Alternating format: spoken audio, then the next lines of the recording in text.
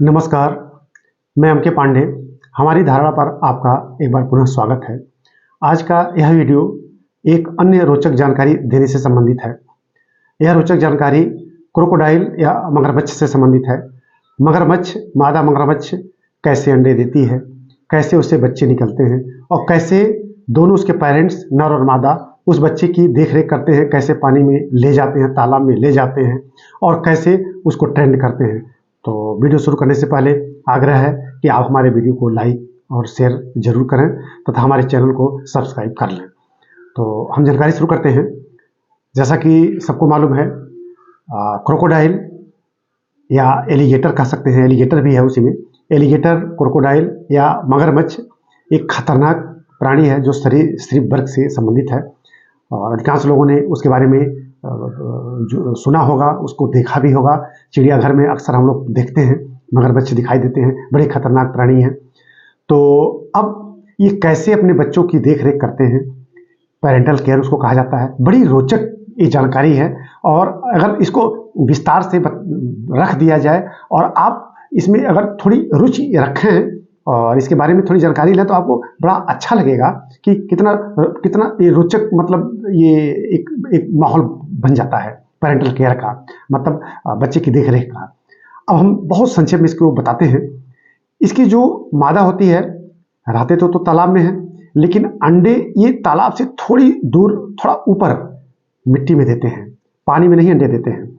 मादा इसकी बाहर निकलती है, जब उसको अंडे देना होता है तो तालाब से, पानी से बाहर निकलती है। एक अच्छी जगह पहले सर्च किया जाता है, नर और मादा दोनों पेरेंट्स द्वारा, अच्छी जगह जो चारों तरफ से सुरक्षित हो। फिर वहाँ गड्ढे खोदा जाता है। गड्ढे खोदने के बाद फिर खरपतवार जुटाया जाता है, जैसे घोंसला बनाया जाता है, खरपतवार जुटाया जाता है, उसमें नीचे रखा जाता है। फिर मादा उसमें उस गड्ढे में अंडे देती है। फिर उसको खरपतवार से ढक के थोड़ा उसके ऊपर हल्का सा, मतलब मिट्टी भी चढ़ा देती है कि बाहर से मालूम ना हो कि इसमें अंडे दिए गए हैं।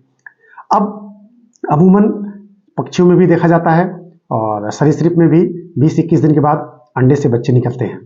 अब वहाँ जो अंडे दिए गए हैं, अंडे स्वतः विकसित होते हैं और पक्षियों की तरह यह अंडा सेने जैसी स्थिति नहीं बनती है, देख रेख होती रहती है। दोनों टाइम टू टाइम निकल के उस घोंसले को जो मिट्टी में बनाए गए हैं वो निरीक्षण करते रहते हैं, निरीक्षण परीक्षण सदैव करते रहते हैं। अब 20-21 दिन के बाद जब भी अंडे से बच्चे निकलने की स्थिति बनती है, उनको मालूम है, उनको सारी जानकारी रहती है, बायोलॉजिकल क्लॉक है, वो टाइम कैलकुलेशन उनका सही रहता है। जब अंडे से बच्चे निकलने की आती है नौबत, जब वो स्थिति बनती है, तो उस अंडे में जब बच्चा एकदम परिपक्व हो जाता है और अंडे में जो रखा गया भोजन समाप्त हो जाता है, तो अंदर से चिल्लाने लगता है। आपको बड़ा ताज्जुब होगा कि अंडे के अंदर से केवल उस घोंसले में जो अंडे दिए गए हैं उन्हीं से नहीं, पक्षियों के भी जो अंडे दिए जाते हैं उनमें जब अंदर भोजन सामग्री समाप्त हो जाती है तो अंडे से बच्चे की आवाज आती है। जो ऊपर का खोखली परत कैल्शियम कार्बोनेट की होती है, वो पोरस होती है, छिद्र युक्त होती है, ऑक्सीजन बाहर से अंदर जाता रहता है, लेकिन उसमें जो मटेरियल भरा गया है वो गाढ़ा होता है, वो बाहर नहीं निकल पाता है। तो आवाज तो निकल ही जाएगी। आवाज उनकी ऐसी होती है, हम नहीं सुन पाएंगे, लेकिन वह आवाज मादा सुन लेती है। तो पक्षियों में भी यह बात आती है और क्रोकोडाइल में भी यह बात है। अब अंडे के अंदर बच्चा जब परिपक्व हो जाता है, भोजन सामग्री समाप्त हो गई, तो वो भोजन के लिए तड़पड़ाने लगता है, चिल्लाने लगता है। इसको जीव विज्ञान की भाषा में, बायोलॉजिकल लैंग्वेज में इसको कहा जाए, बायोलॉजी की भाषा में इसको क्रैकिंग साउंड कहा जाता है। हमने आपको बताया कि अंडे में बच्चे जब आवाज अंदर से करते हैं तो उसको क्रैकिंग साउंड कहा जाता है। अब जब क्रैकिंग साउंड मादा सुन लेती है, अलर्ट मोड में आ जाती है। अब जब अंडे फोड़ने की बात आती है, बच्चे निकालने की बात आती है, तो जो दोनों एग्रेसिव, बड़े खूंखार हो जाते हैं। मादा और नर दोनों बड़े खूंखार, जैसे कि वो किसी जंग में जा रहे हों। अब मादा पहले घोंसले के चारों तरफ राउंड लगाती है, चारों तरफ मुंह उठा उठा के देख लेती है। फिर नर एक ऐसी पोजीशन पे खड़ा हो जाता है घोंसले के आसपास, एक ऐसी पोजीशन में कि जैसे कि उसको एकदम संग्राम में ही जाना हो। अब नर की देखरेख में मादा अंडे फोड़ना शुरू करती है।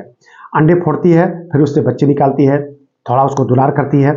फिर मादा उनको गाइड करती है और आगे बढ़ती है। बच्चे उसको फॉलो करते हैं, कभी नहीं फॉलो करते, कभी उसको पीठ पे चढ़ जाते हैं। फिर उनको रेंगाते हुए धीरे धीरे पानी में ले जाती है। अब पानी में एक बार जब उतार दी तो पहले वो डरते हैं, फिर अपने छलांग लगाती है, एक से एक एक्शन दिखाती है, फिर धीरे धीरे उसको पानी में डाल देती है, फिर तैरना सिखाती है और फिर तैरते तैरते उनको थोड़ा ट्रेन करती है। नर तब तक निगरानी करता रहता है जब तक वो पानी में पूरी तरह से तैरने की स्थिति में नहीं आ जाते हैं। जब वो तैरना 2 से 3 दिन लगते हैं, तैरना सीख लेते हैं, उनको जब ट्रेन कर दिया जाता है तो थोड़ी इनकी जिम्मेदारी थोड़ा कम हो जाती है, लेकिन उनको तब तक निगरानी में रखा जाता है जब तक वो पूरी तरह से ट्रेंड ना हो जाए।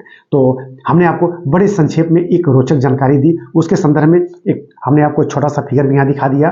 तो आप हमको विश्वास है कि यह वीडियो जरूर पूरा देखे होंगे और आपको यह मज़ा भी आया होगा, और ऐसी रोचक जानकारियाँ आगे भी दी जाएंगी। इस वीडियो को ही समाप्त किया जाता है। धन्यवाद।